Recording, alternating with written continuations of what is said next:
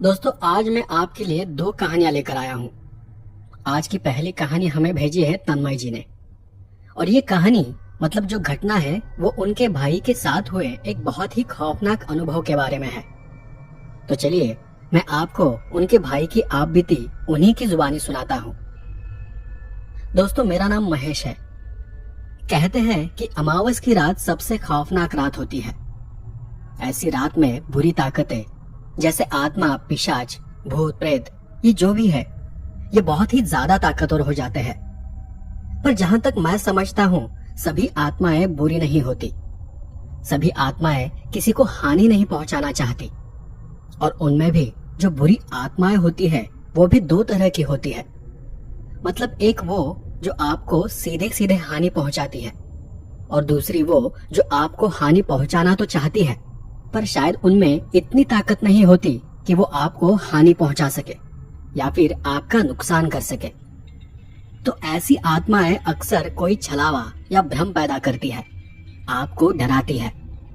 जैसे कोई बिल्ली किसी चूहे के साथ खेलती है उस तरह से ये इंसानों के साथ खेलती है। और अगर आप कमजोर हुए तो फिर इस खेल में आपकी जान चली जाती है। पर अगर आप समझदार हुए, जानकार हुए या फिर अगर आपकी किस्मत अच्छी हुई तो आप उनके चंगुल से बच जाते हैं। शायद उस रात मेरी किस्मत अच्छी थी। उन दिनों मैं बोर्डिंग स्कूल में पढ़ा करता था।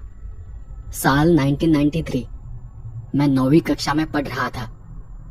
उस बीच किसी त्योहार के कारण हमारे स्कूल की छुट्टियां शुरू हो गई थी। मैं उसी दोपहर स्कूल से घर के लिए रवाना हो गया। मेरे पास कुछ ज्यादा सामान नहीं था। एक कपड़े का थैला था और उसमें बस एक जोड़ी कपड़े थे। एक सरकारी बस से 3 घंटे का सफर कर मैं अपने गांव के रास्ते पर उतर गया। जब मैं बस में था तभी सूरज डूबना शुरू हो गया था और जब मैं बस से उतरा था तब अंधेरा पड़ चुका था। वक्त का मुझे पता नहीं था क्योंकि उन दिनों मेरे पास कोई घड़ी नहीं थी। लेकिन एक बात थी जिससे हमें वक्त का अंदाजा लग जाता था। गांव इलाकों में 7 बजे से पहले ही सभी दुकानें वगैरह बंद हो जाती थी। तो जैसे ही मैं उतरा मैं इतना तो समझ गया था कि वक्त 7 के आगे निकल चुका है। उतरते ही मैं सीधे अपने गांव की तरफ चल पड़ा। उस जगह से मेरा गांव करीबन 2 मील दूर था।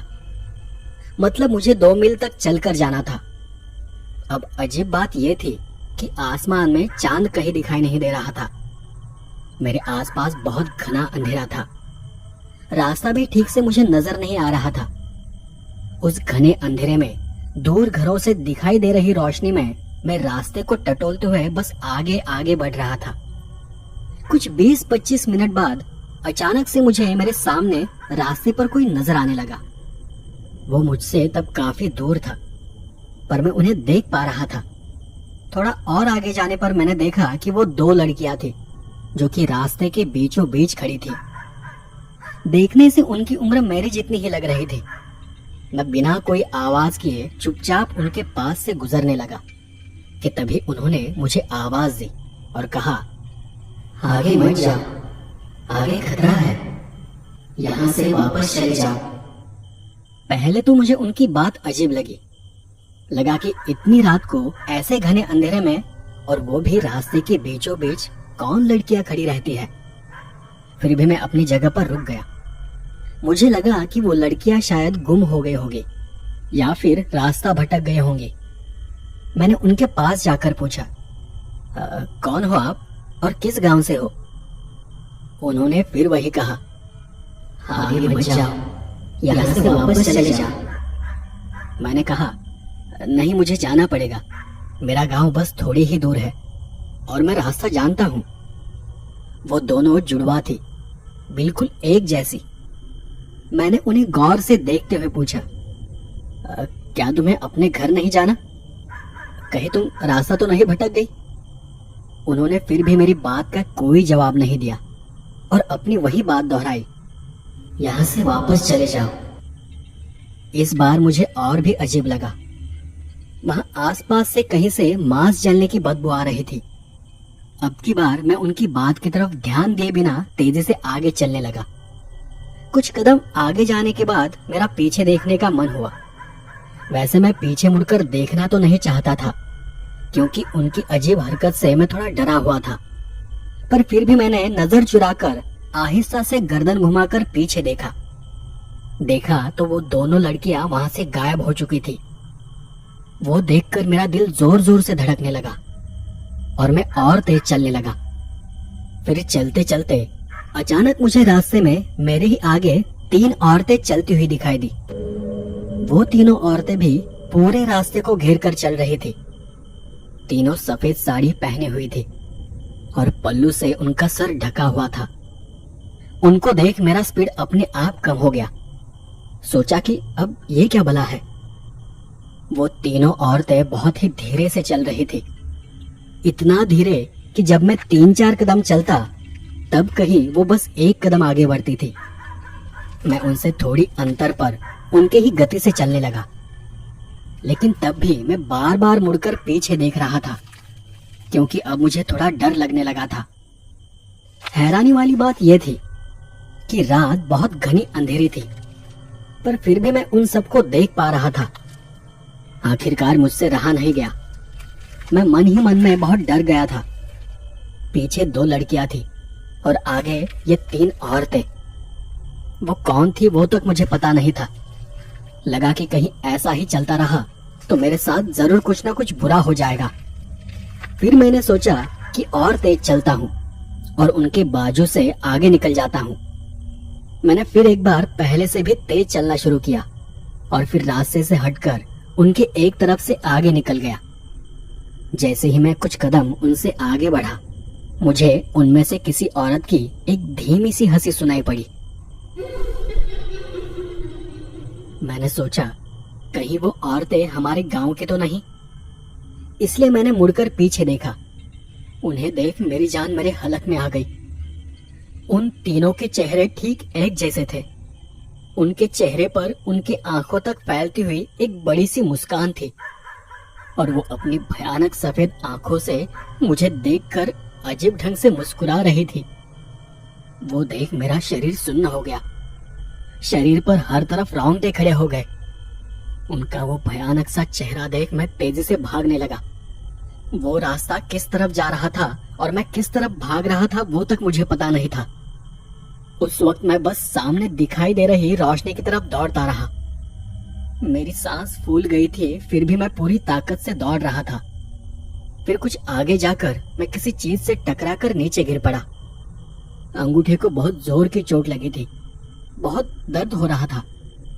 मेरी चप्पल भी टूट गई थी, पर दर्द से ज्यादा मुझ में डर भरा पड़ा था। कुछ दूर आगे जाने के बाद मुझे लगा कि मैं उन औरतों को काफी पीछे छोड़ आया हूँ। फिर भी तसल्ली के लिए मैंने अपने पीछे देखा। मेरे पीछे दूर दूर तक कोई नहीं था। मैंने अपना दर्द कम करने के लिए किसी तरह अपने पैर को दबा कर रखा और फिर से सामने की तरफ मुड़ा। सामने देख फिर एक बार मेरा दिमाग सुन्न रह गया। अब वो तीनों औरतें मेरे सामने थी और मेरी ही तरफ बढ़ रही थी। ठीक वही सफेद कपड़े, वही सफेद आंखें और चेहरे पर एक भयानक फैली हुई मुस्कान। उन्हें मेरी तरफ आता देख मैं फिर से उठकर दौड़ने लगा। अब मैं पहले से भी ज्यादा तेज दौड़ रहा था। आगे दूर कहीं एक आग की रोशनी दिखाई दे रही थी। लगा कि वहां कोई मदद के लिए मिल जाएगा। मैं बस दौड़ता रहा, पर कुछ दूर आगे जाने पर महसूस हुआ कि वहां कोई घर नहीं था। वहां वो कोई आग नहीं थी, बल्कि वो श्मशान था और वो चिता जल रही थी। वो श्मशान की आग थी। जाने अनजाने में मैं जिस रास्ते पर दौड़ रहा था वो एक श्मशान का रास्ता था। मैं अब लगभग रोने लगा था। मुझे फिर कहीं से उन औरतों की हंसी सुनाई दी, जैसे मैं उनके जाल में फंस गया था। और तभी मुझे मेरे सामने फिर से वो 2 लड़कियां धुंधली रोशनी से चमकती हुई दिखाई देने लगी। हमने कहा था आगे मत जाओ, आगे खतरा है। उनसे कुछ कहने के लिए भी मैं अपनी हिम्मत नहीं जुटा पा रहा था। मैं इतना डरा हुआ था कि बोलने के बजाय मेरे बस होठ थरथरा रहे थे। आंखों से आंसू बह रहे थे। शरीर पसीने से लबालब हो चुका था और मैं फिर से पड़े पड़े दर्द से कराह रहा था। फिर उन दोनों ने भी अपना एक हाथ आगे बढ़ाया और अपनी तरफ आने का इशारा किया। चलो हमारे साथ। पता नहीं था कि वो लड़कियां कौन थी, पर उनकी बातों में मुझे भरोसा होने लगा था। एक तरह का विश्वास था। मैं बिना कुछ सोचे उनके पीछे दौड़ने लगा। वो लड़कियां बहुत तेज थी। वो भाग नहीं रही थी, हवा में लहराते हुए जा रही थी। काफी दूर आगे जाने के बाद वो अचानक से कहीं गायब हो गई। मैं फिर एक बार घबराकर वहीं पर रुक गया, पर जब मैंने ध्यान से देखा तो वहां थोड़ी ही दूर बहुत सारे घरों से बाहर आती रोशनी नजर आने लगी। मतलब मैं अपने गांव के पास था। मैं फिर भी भागता हुआ घर तक चला गया, पर मेरे पीछे जो भी चीज थी उसने घर तक मेरा पीछा किया था। मैं जैसे ही घर के पास पहुंचा, मैंने देखा कि 3 सफेद बिल्लियां मेरे घर के सामने घर के दरवाजे में बैठी हुई है। और फिर मुझे देखकर वो बहुत ही अजीब सी आवाज में रोने लगी। वो आवाज बिल्कुल वैसी थी जैसे कोई इंसान किसी के मातम पर रोता है। मेरी हालत और भी खराब हो गई। उन तीनों बिल्लियों में मुझे वो 3 चुड़ैलें नजर आ रही थी। घर में किसी को आवाज देने तक की मुझ में हिम्मत नहीं थी, पर मेरी किस्मत ने एक बार फिर से मेरा साथ दिया और उसी वक्त बाबा एक डंडा लेकर घर से बाहर आ गए और उन बिल्लियों को हटकने लगे। हट हट हट। एक तो अमावस की रात है और ये हमारे ही दरवाजे के आगे रो रही है। पिताजी के हटकते ही वो सारी बिल्लियां यहाँ वहां भाग गई और तब पिताजी का ध्यान मेरी तरफ गया। मेरी हालत देख वो दौड़कर ही मेरे पास आ गए। क्या हुआ तुझे? तू यहाँ क्यों रुका हुआ है? उन्होंने मुझे छू कर देखा। तू इतना क्यों कांप रहा है? क्या हुआ है तेरे साथ? जैसे ही उन्होंने मुझे छू कर देखा, मैं चक्कर खाकर नीचे गिर पड़ा। उस वक्त मेरा शरीर ऐसे झटक रहा था जैसे मुझे मिर्गी का दौरा पड़ा हो, और उसी के साथ मैं बेहोश हो गया। मुझे 3 दिन बाद ठीक से होश आया और 3 दिन बाद मुझे पता चला कि मैं जब भी होश में आता था मुझे कुछ ही पल में फिर से दौरा पड़ता था और फिर से मैं बेहोश हो जाता था। दूसरे दिन बाबा को शक हुआ कि मैं शायद बीमार नहीं हूँ, मुझे कोई ऊपरी बाधा हुई है, क्योंकि जिस रात मैं घर आ रहा था उसी रात अमावस की रात थी। ठीक होने के बाद मैंने पिताजी को उन 2 लड़कियों की आत्मा के बारे में भी बताया, लेकिन उन्हें उन 2 आत्माओं के बारे में कुछ भी पता नहीं था और मुझे भी उनके बारे में कभी कुछ पता नहीं चला कि वो 2 लड़कियां कौन थी और उन्होंने मेरी जान क्यों बचाई थी। दोस्तों, क्या कभी आपने अमावस की रात ऐसा कुछ भी अजीब महसूस किया है, या फिर आपके पास ऐसा कोई डरावना किस्सा है? अगर आपके पास ऐसा ही कोई किस्सा है, कोई कहानी है, तो मेरे साथ जरूर शेयर करें। तो चलिए अब हम आगे दूसरी कहानी की तरफ बढ़ते हैं। दूसरी कहानी मुझे मेरे एक दोस्त ने बताई थी। तब वो कोंकण इलाके में ड्यूटी पर था। तो चलिए अब आगे की कहानी मैं मेरे दोस्त की ही जुबानी सुनाता हूँ। नमस्कार दोस्तों, मेरा नाम अविनाश साठे है और ये घटना उस वक्त की है जब पूरे देश में, पूरी दुनिया में लॉकडाउन लगा पड़ा था। ये मेरी एक आप बीती है। लॉकडाउन के दौरान मेरे साथ घटी एक सच्ची घटना है। लॉकडाउन के दौरान पूरी दुनिया भर में सख्त निर्बंध लादे गए थे और ये घटना जिस जगह की है वो जगह कोंकण में है, लेकिन मैं आपको उस जगह का नाम नहीं बता पाऊंगा क्योंकि मैं पुलिस में हूँ और शायद ऐसा करना रूल्स के खिलाफ होगा। तो मैं आपको बस वो घटना सुनाता हूँ। उस रात मेरी ड्यूटी पुलिस स्टेशन में लगी थी। फिर बीच रात मैं अपने साथी सहयोगी राजेश्वर के साथ आसपास के इलाके में गश्त लगाने चला गया। हम दोनों भी उस रात बाइक पर से जा रहे थे। उन दिनों बस वो इलाका ही नहीं, पूरी दुनिया शांत थी। ऐसा लग रहा था मानो हम आज के आधुनिक तकनीक के साथ हजारों साल पीछे चले गए हो। हमारे पुलिस स्टेशन के दायरे में पास का ही एक समुद्र का किनारा भी था, जहाँ पर किनारे को लगकर थोड़ा पेड़ों से भरा हुआ एक इलाका था। ज्यादा घना तो नहीं था, लेकिन थोड़ा बहुत था, और वहीं थोड़ी दूर कुछ लोगों की बस्ती थी। हम वहां पर ये देखने चले जाते थे कि कहीं वहां के लोग उस समुद्र के किनारे पर टहल तो नहीं रहे।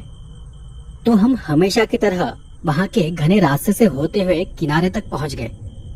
गाड़ी को रास्ते पर खड़ा कर हम चलकर ही किनारे से होकर आगे चले गए।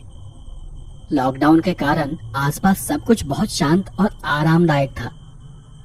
हम दोनों भी दूर किनारे पर खड़े होकर उस समुंदर को निहार रहे थे। वहां की शांति का और वहां की बहती ठंडी हवा का आनंद ले रहे थे कि तभी राजेश्वर को सामने कुछ दिखाई दिया और वो अपनी जगह पर ही रुक गया। उसने मेरे हाथ को पकड़कर मुझे भी रोका।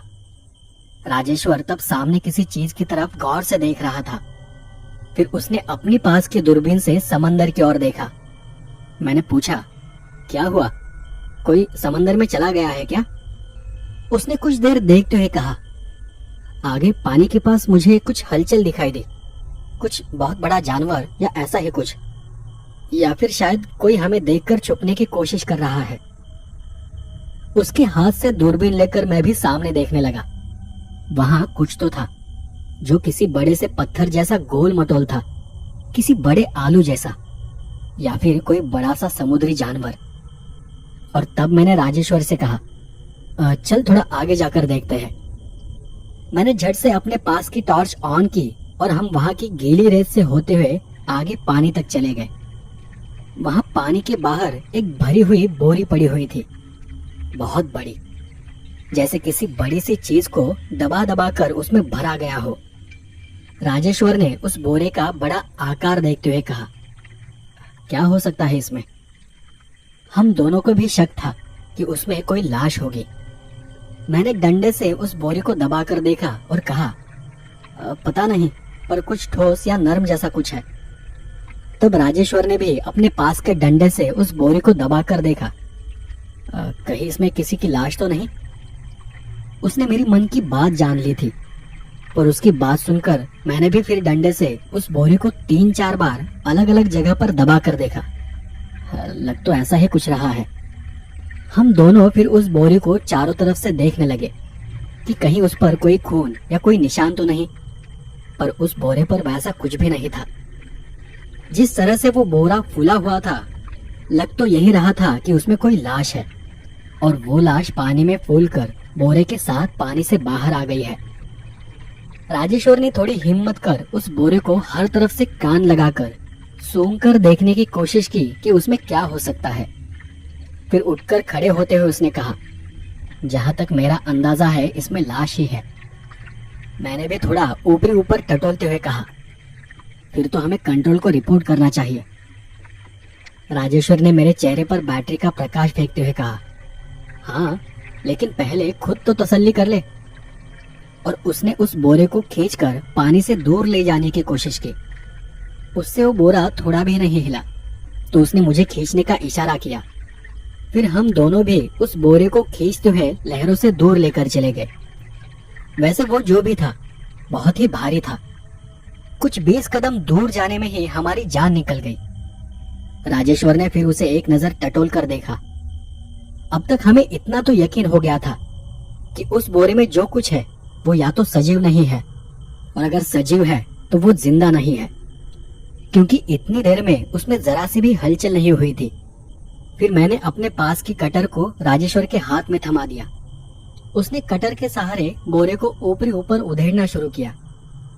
उस दौरान बोरा एकदम से खुल गया और बोरे के अंदर से फूला हुआ आधा शरीर भग से बाहर निकल आया। हम दोनों भी घबराकर पीछे हट गए। एक बहुत ही तेज गंदी बदबू हमारे नाक में चली गई। उस लाश के दोनों हाथ छाती की तरफ थे, आंखें बंद थी, चेहरा और नाक एकदम सीधी थी। लाश का बाकी आधा शरीर बोरे के अंदर ही था। राजेश्वर ने उस लाश के हाथ को हल्के से छू कर देखा, फिर उसकी नाक की तरफ कान लगाकर और छाती की तरफ छूकर कुछ जानने की कोशिश की। उसके शरीर में कोई आवाज, कोई हरकत नहीं थी। थोड़ी बहुत जांच करने के बाद उसने कहा, यह तो कब का मर चुका है। मैंने भी टॉर्च की रोशनी में उसका चेहरा देखते हुए कहा, हम इसे ऐसे ही रहने देते हैं, क्राइम सीन है, कुछ यहाँ वहां हो गया तो निशान मिट जाएंगे। राजेश्वर बात को समझकर गाड़ी के पास गया और वहां से वायरलेस फोन से उसने कंट्रोल रूम को खबर कर दी। हम जिस जगह पर थे वहां हमारे मोबाइल को रेंज नहीं थी रेंज के लिए हमें वहां से थोड़ा रास्ते की तरफ जाना पड़ता था। फिर भी थोड़ी बहुत रेंज मिलने पर मैंने पुलिस थाने में फोन मिलाया। तब हमें पता चला कि स्टेशन से बाकी सभी लोग आसपास के इलाके में गश्त लगाने चले गए हैं। उस वक्त थाने में बस एक ही हवालदार था। अब उन दिनों लॉकडाउन की वजह से ज्यादातर पुलिस वाले बाहर ही थे। बहुत से लोग तो इमरजेंसी ड्यूटी पर लगा दिए गए थे और इसलिए वहां जल्दी से किसी के आने की हमें उम्मीद नहीं थी। हम दोनों भी सोचने लगे कि अब आगे क्या करें। हम दोनों ने भी अपने अपने मोबाइल निकालकर उस लाश की और उस लाश के आसपास की कुछ तस्वीरें लेना शुरू किया। फिर करीब करीब आधे घंटे बाद हमें फिर से एक कॉल आ गई। मुझे पुलिस स्टेशन से खबर दी गई कि कुछ 2 घंटे में एक एम्बुलेंस और क्राइम सीन की जांच के लिए अन्य सहायता आ जाएगी। उस खबर से हमें थोड़ी राहत महसूस हुई, इसलिए बाकी सब कुछ छोड़कर राजेश और मैं वहीं पर निगरानी करते बैठ गए। उस वक्त रात का 1 बज रहा था। मतलब अब हमें सुबह के 4 या फिर 5 बजे तक वहीं रुकना था, क्योंकि हमारे यहाँ जब कोई 2 घंटा बताता है तो उसका मतलब 4 से 5 घंटे होता है। हमें बस उनके आने का इंतजार करना था। काफी देर बैठे रहने के बाद हम दोनों को भी नींद आने लगी थी। राजेश्वर बार बार आंखों को मसल रहा था, तो मैंने उससे कहा कि अगर तुझे नींद आ रही है तो तू थोड़ा दूर सूखी रेत में जाकर क्यों नहीं सो जाता? मैं बाद में तुझे जगा दूंगा। मेरे इतना कहते ही उसने अपनी जेब से पेपर निकाला और उसे मुझसे थोड़ी दूर रेत में बिछाते हुए वो उस पर लेट गया। अब मैं अकेला ही वहां उस शांत जगह पर जाग रहा था। मेरे सामने वो बोरा और उसमें से आधी बाहर निकली लाश पड़ी हुई थी। आसपास से झिंगुरों की हल्की हल्की आवाज आ रही थी। वैसे वो जंगल इलाका तो नहीं था, लेकिन वो जगह इतनी सुनसान थी कि वहां के सन्नाटे से कोई भी डर जाए। काफी देर वहां बैठे रहने के कारण आंखों को अंधेरे की आदत पड़ चुकी थी और इसलिए आसपास के अंधेरे में कुछ कुछ नजर आने लगा था। टॉर्च चालू रहने के कारण उसकी रोशनी भी कम हो गई थी। आसमान में चांद कहीं नजर नहीं आ रहा था। वहां बैठे बैठे कुछ आधे घंटे तक निगरानी करने के बाद मेरी भी आंखें झपकनी शुरू हो गई। उस वक्त मैंने देखा कि दूर समंदर के पानी में कुछ चमक रहा था। मैंने बैठे बैठे ही वहां से दूर अंधेरे में देखने की कोशिश की कि तभी उस लाश में किसी तरह की हरकत हुई। मैं थोड़ा चौकन्ना होकर संभल कर बैठ गया। मैंने टॉर्च की कम रोशनी उस तरफ मारते हुए गौर से देखने की कोशिश की। उस लाश की गर्दन हिल रही थी। वो देख मेरे होश उड़ गए। मैं सरकते हुए थोड़ा पीछे जाने लगा और फिर मैं कुछ समझ पाता उससे पहले ही वो लाश बोरे से बाहर निकलकर खड़ी हो गई। वो देख मैं काफी घबरा गया और मैं घबरा कर अपने साथियों को आवाज देने लगा, राजेश्वर, राजेश्वर। वो लाश कुछ पल के लिए ऐसे ही खड़ी रही और फिर अपनी जगह से वो आगे जाते हुए लहरों से होकर पानी के अंदर जाने लगी। वो सब देखकर मैं बहुत शॉक हो गया था। डर के मारे मैं वहां की रेत को उठाकर अपने साथी को फेंककर मार रहा था। तब राजेश्वर हड़बड़ाकर उठ गया और मेरे पास आ गया। मेरे कंधे को पकड़ते उसने मुझसे पूछा, क्या हुआ? तू चिल्ला क्यों रहा है? मैंने उसे समंदर में जाती उस लाश की तरफ इशारा किया। उसने सबसे पहले तो बोरे को देखा। बोरा खाली पड़ा था और फिर उसने सामने देखा। सामने वो लाश समंदर की लहरों के बीच से पानी के अंदर जा रही थी। उसने वहां से दौड़ते हुए उस लाश को आवाज देते हुए उसे रोकने की कोशिश की, लेकिन उस लाश को हमारी आवाज से कोई भी फर्क नहीं पड़ रहा था। हम दोनों दौड़कर वहां तक जाते, तब तक वो लाश चलते हुए पानी के काफी अंदर तक चली गई थी। वो पूरी तरह से डूब चुकी थी और हम दोनों लहरों से दूर खड़े होकर बस वो देखते रह गए। कुछ 1 मिनट में वहां से सब कुछ गायब हो गया। अभी कुछ देर पहले जो लाश हमारे सामने पड़ी थी, वो लाश हमारे आंखों के सामने से चलते हुए समंदर के पानी के अंदर चली गई थी। हम वो सब देख ही रहे थे कि तभी पीछे से 2 गाड़ियां हमारी तरफ आ गई। उसमें से एक एम्बुलेंस थी तो दूसरी गाड़ी में हमारे साथ वाले पुलिस के लोग आ रहे थे। उनके वहां आने पर राजेश्वर और मैंने हम दोनों ने वहाँ जो भी देखा था वो उन्हें सब बताया, पर वहाँ पर कुछ न पाकर वो सब हमें चिढ़ाने लगे। हमने उन्हें कहा कि वो लाश एक बोरे में थी, लेकिन सच तो ये था कि वहाँ से वो बोरा भी गायब हो चुका था। फिर हमें याद आया कि हमने उस लाश की कुछ तस्वीरें ली थी, लेकिन सबसे ज्यादा चौंका देने वाली बात यह थी कि हमारे मोबाइल में लाश की एक भी तस्वीर नहीं थी। सारी तस्वीरों में बस रेत ही रेत थी। उस वक्त हम दोनों का भी बहुत मजाक उड़ाया गया। वैसे उस बात पर कोई जांच नहीं हुई, क्योंकि जांच करने के लिए वहां कुछ भी नहीं था, और नहीं अगले कुछ दिनों में किसी के गुम हो जाने की कोई कंप्लेंट हुई थी, तो इसलिए उस चीज को ढूंढना भी बेकार था। तब कुछ दिनों बाद हमारे एक साथी ने मुझे बताया कि जिस रात हम वहां गश्त लगा रहे थे वो अमावस की रात थी, और अमावस की रात ऐसा कोई बुरा अनुभव होना कोई अजीब बात नहीं है। हमारे पास कोई सबूत नहीं था, कोई चीज नहीं थी कि जिससे हम साबित कर सके कि हमने एक जिंदा लाश को देखा था, और वो लाश हमारे आंखों के सामने से चलती हुई पानी में गायब हो गई थी। तो दोस्तों, आज का एपिसोड यहीं पर खत्म होता है। आपको ये दोनों कहानियां कैसी लगी मुझे कमेंट कर जरूर बताएं। तो चलिए अब मिलते हैं अगले एपिसोड में किसी नई कहानी के साथ। धन्यवाद।